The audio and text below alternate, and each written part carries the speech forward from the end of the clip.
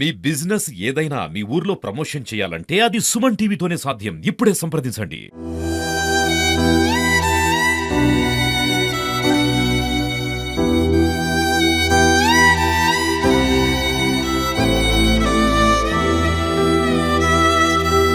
చిన్నప్పటి నుంచి తనకి చదువు అంటే ఇష్టమే. బాగా చదువుకునేదా? బాగా చదువునే. అంటే ఇంటికి వచ్చినాక తనకి ఏమన్నా డౌట్స్ వస్తే అవన్నీ ఎవరు చెప్పేవాళ్ళు? ఏం చెప్పాలి? ఎవరు చెప్పారు? ఆయనే చూసుకుని ఆయనకే డౌటే ఆయనే చూసుకుంటారు. అంటే అశ్విని వాళ్ళ నాన్నగారికి అశ్విని అంటే చాలా ఇష్టము. ఎక్కడ చూడ వాళ్ళే ఉంటాను. వాళ్ళిద్దరి మధ్యలో రిలేషన్స్ ఎంత బాగుండేది చెప్పండి. ఒకసారి అశ్వినికి వాళ్ళ నాన్నకి మధ్యన ఎన్నో జరుగుతూ ఉంటాయి కదా ఆనందాలు, అట్లా ఒకటి చెప్పండి. दोयन आचरा बाप अन बेटी दोयन मस्तु अच्छे रहे, यकीन एक छोड़े नहीं. कति बड़ी थी घरे ना आवे तो पर पिल ले जाऊं चल बेटी गामे ने अनुगे कार घाले ताड़े बेसार ले जानो फिर लावे तो बोर लगे चल तो 1 घंटा छोड़े नहीं, यकीन एक छोड़े नहीं.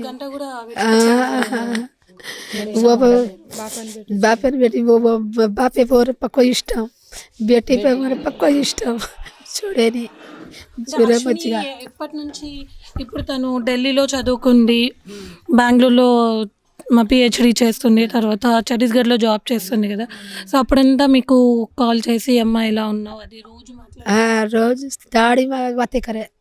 रायपुर में वो तलेगी एक मीनार रे करन हटो आए से एसी गला मिली मार बापे एसी रह के ताणु मार बापे ने एसी रेनो के एसी गलाई होते गे भरतावा इतना गे अस्पताल लेगी 50,000 गालना मेरा हाथ कराए 15 दाड़े गाड़ी बुक कर ताड़ी एसी डब्बा बुक कर घर में ले 10,000 गोली दराई दो ही बैठ जला दी 3 दाड़े लीव घाल ताड़ी ड्यूटी ने नहीं जा जो हमार बराबर एसी गति हमें किराए ने ले ताड़ी रेकाड़ी मेरे अस्पताल रेकाड़ी कोरी गद्दी नाड़ी रेकाड़ी ले ताड़ी हमें माई सवारी दिखाड़न मेली मार बेटे हमें को तो पक्को दम काढ़े पक्को इष्ट मेरे दो याड़ी बाबे में बस तू देख ले मेरे आज देख ले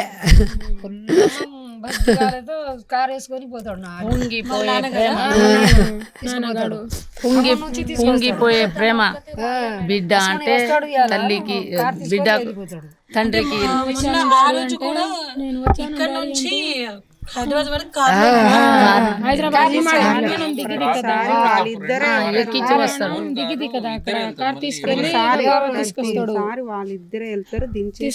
ढिलोगन ले जाव कार ढिलोगन वो जीवड़ाती ले जान बेटी ने जान चढ़ा दे एयरपोर्ट ले जान चढ़ा देना आवे పంపడు. నా బిడ్డ ఇంత స్థాయిలో వచ్చింది, ఎవరితో పంపితే ఎట్లా అనేసి ఆయన పోతాడు ప్రత్యేకంగా. కాబడినా కూడా ఆడికి నాకు నిద్ర వచ్చిన ఇంకో డ్రైవర్ కావాలన్న పక్కన ఉంచుకుంటాడు కానీ ఆమెని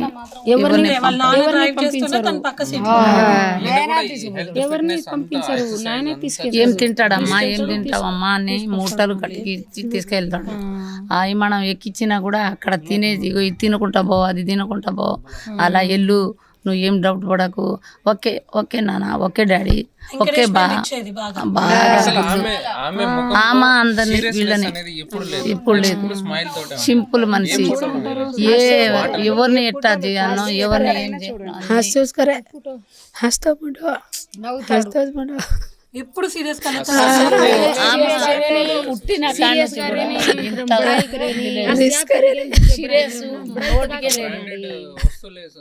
సింపుల్ గా రాయాడి మన బేటి సింపుల్ గా అది కూడా ఒక గాజు కొనుక్కోవాలి, ఒక ఏదైనా గుల్లబ్బర్ కొనుక్కోవాలి. తండ్రి ఏ చేసినా తండ్రి.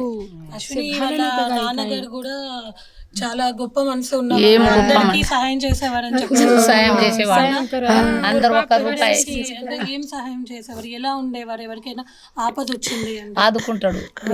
ఎవరిని ఆపద వచ్చినా అని ఫోన్ కాల్ చేస్తే కాల్ చేసేది ఎమ్మటే. ఇప్పుడు ఫుల్లుగా ఏదైనా డేంజర్ ఉన్నా కూడా ఎమ్మంటే ఆదుకునేవాడు. అంత గొప్ప మనిషి. చిన్నతనం నుంచి పిల్లల్ని చదివించాలి, అంత కష్టపడ్డా కూడా ఒకరి ఆపదని అర్థం చేసుకున్నాను. నాకు ఎట్లా ఆపత్తి వచ్చిందో వాళ్ళకి అట్లా ఆపత్తి వచ్చిందని ఆదుకునేవాడు. కానీ ఎవరు వద్దు నేను ఇయ్యను. అప్పుడు ఫస్ట్ నుండి చిన్న స్థాయిల నుంచి బిడ్డలని కొడుకుని చదివించిండు కాబట్టి అర్థమైద్ది కదా, వాళ్ళ పరిస్థితి కూడా అలానే ఉంటుంది. నేను ఆదుకోవాలి, నాకు ఇయ్యకున్నా బాధ లేదు, నేను వాళ్ళని ఆదుకుంటే వాళ్ళు నాకు దీవిస్తారు అనేసి ఒక మాట చెప్పి వాళ్ళకి ఆదుకుంటారు. ఫోన్ చేస్తే పావు గంటల్లో అక్కడ ఉంటారు, వెంటనే పోతారు. ఏ పని ఉన్నాయి వేసి పెట్టి అక్కడ పోతారు. తల్లి బిడ్డ తండ్రి ఒకటే మాట మీద ఉంటారు, ఒకటే పట్టుదల ఉంటుంది. ఆ పట్టుదల మీద వాళ్ళిద్దరు కూడా ఆ వాగుల మునిగిపోయేది కూడా. ఎంగేజ్మెంట్ రోజు అశ్వినితో వాళ్ళ నాన్నగారితో ఎలా ఎంజాయ్ చేశారు? లాస్ట్ అదే కదా చీర కట్టుకుంది, చెప్పండి. 20 చీర కొన్నది అశ్విని తీసుకొచ్చి వాళ్ళ డాడీ నాకు వద్దు డాడీ, 20 వద్దు, మాది ఒక 400 500 నాకు చాలు, ఈ పాత ఉన్నాయి ఇదే చేసుకుంటాం, మాకు కొత్త వద్దు అంటే, కాదు నీకు కావాలి నువ్వు కట్టుకో అమ్మ అని వాళ్ళ డాడీ కొని మాకు మా బిడ్డ తీసుకొచ్చింది చీర. వాళ్ళు అన్నకి కూడా ఒక బట్టలు ఇప్పిస్తారు. మేడం వాళ్ళ అన్నయ్య ఎంగేజ్మెంట్ టోటల్ అమౌంట్ కూడా అశ్వినియే పెట్టుకుంది. మొత్తం వాళ్ళే డబ్బులు, మొత్తం డబ్బులు మొత్తం వాళ్ళు వదిన మొత్తం చిన్న చిన్న వస్తువులు మొత్తం వాళ్ళే కట్టింది డబ్బులు. మొత్తం వాళ్ళే చేసింది. నువ్వు వద్దు నేను పెడతా కదా మా అన్నయ్యకి ఏం కావాలో. వాళ్ళ డాడీ అసలు ఒక రూపాయి కూడా ఇవ్వలే. లాస్ట్ చివరి క్షణాలు వాళ్ళిద్దరు అంటే అన్నయ్య అశ్విని ఇద్దరు షాపింగ్ చేసి వచ్చారు. నేను పోలే, వాళ్ళే గాజులు తీసుకొచ్చింది, ఏదైనా వాళ్ళే తీసుకొచ్చి 4 రోజులు పోయింది ఖమ్మం. నేను పోలే, అమ్మ నాకు ఏం తెలియదు, నువ్వే తీసుకురా, మొత్తం నీకే తెలుస్తాయి కదా, నువ్వే తీసుకురా అని వాళ్ళకి పంపిన. మంచి డాన్స్ చేసింది. మీరు పిల్లల కోసం బాగా బాధపడిన రోజు ఏదైనా ఉందా? మీరు అశ్విని వాళ్ళ నాన్నగారు ఏం బాధపడింది? మిషని కుట్టారు, కూలీ చేశారు. చిన్నప్పుడు మిషని కుట్టి ఒక టైంలో పెసర్ చేనులో పోయి పెసర్ దువ్వి మా తమ్ముడు ఓడి నింపుకొని దాన్ని కొట్టి గుగ్గిలు వండుకొని తిన్నాడు. మా తమ్ముడు అంత పరిస్థితిలో ఉన్నాడు. ఆ పరిస్థితి వచ్చి ఒక టైంలో మా తమ్ముడు రైలు కింద నేను పడి చస్తా అక్కయ్య అన్నాడు నాతోని. అప్పుడు కూడా నేను వద్దు తమ్ముడా, ఏ దేశం వెళ్ళిపోయి సంకాల ఉయ్యాల వేసుకొని మన పిల్లలం సాది దేవుడు చూస్తాడు కదా, ఏదైనా చదివించి వాళ్ళే పేరు తీస్తారు. కానీ నువ్వు అలా ఏం కాకు, నువ్వు కాకముందు పిల్లలు కాకముందు పెళ్లి చేయకముందు ఈ పని చేసుకోవాలి, ఈ టైంలో ఈ పని చేయవద్దు, నువ్వు మంచిగా హ్యాపీగా ఉంటావు ఆ టైంలో, కానీ నువ్వు ఇలా చేయకుండా ఈ పని చేసుకుంటా మీ పిల్లల్ని చదివి అని మేము కూడా సలహాలు ఇచ్చినాం. మా తమ్ముడు మా సలహాలు కూడా మా తమ్ముడు విన్నాడు. ఆ మూమెంట్లో కూడా మాకు ఈ టైం మా అక్కయ్య చెప్పింది అని మా తమ్ముడు కూడా పేరు అందరికీ చెప్పుకుంటూ ఉండేవాడు.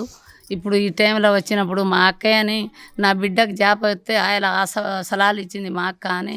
మా అక్కయ్యని 1 తులం బంగారం పెట్టాలి నేను అనేసి మాకు కూడా హామీ ఇచ్చాడు. మంచి చీరలు తెచ్చిండు. నా కొడుకు ఎంగేజ్మెంట్కి అత్తయ్య బిడ్డ కోడలు అందరూ మంచిగా చీర కట్టుకొని డ్యాన్స్ చేద్దాం, మంచిగా హ్యాపీగా వెళ్దాం అని మా తమ్ముడు అక్కడ కొబ్బరికాయ కొట్టుకుంటా క్షేమంగా వెళ్ళినాం. ఆడ నుంచి వచ్చి ఈ పని అయ్యి మా బిడ్డ ఆగితే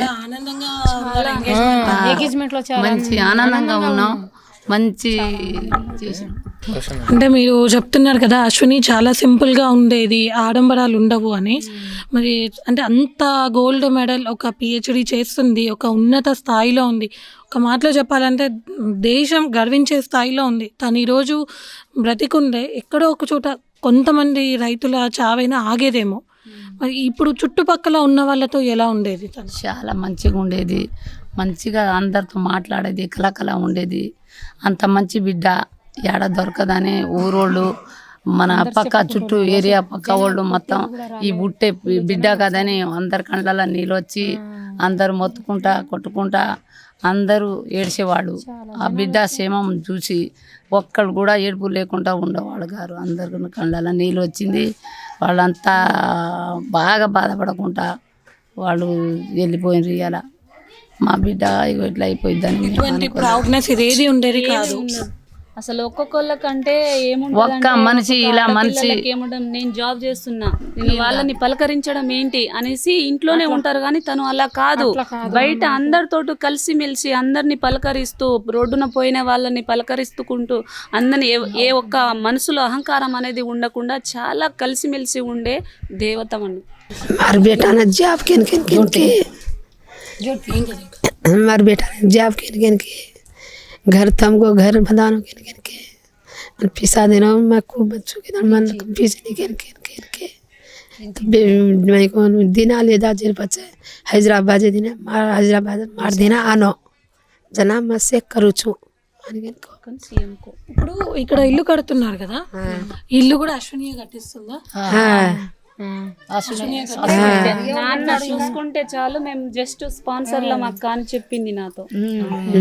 స్పాన్సర్ అక్క ఇల్లు కట్టించి మనం అందరం ఆఫీసర్లు వస్తారు, మంచి మంచి వాళ్ళు వస్తారు. నాన్న ఇల్లు కులాగొట్టి, చిన్న ఇల్లును కులాగొట్టి పెద్ద ఇల్లు కట్టుకొని మనం మంచిగా ఉండాలి, తమ్ముడు పెండ్లి నా పెండ్లి ఆనందంగా ఉండాలి, అందరు వస్తారు కదా, ఇలా ఉంటే ఎలా అనేసి బిడ్డ చెప్పిన సలహాలతోనే మా తమ్ముడు మొత్తం కులాగొట్టి ఇదంతా ప్రయత్నం చేసిండు.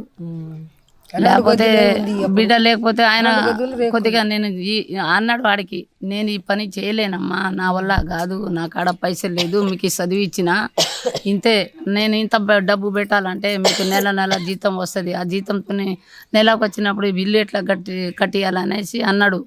ఒక లోన్ తీద్దాం, ఒక ఏదో చేద్దాం, కానీ నువ్వు ముందు ఇల్లు కట్టి అనేసి అన్నదప్పుడు మా తమ్ముడు ఈ ఇల్లుని కూలగొట్టిండు. లేకపోతే ఆయన హామీ లేకపోతే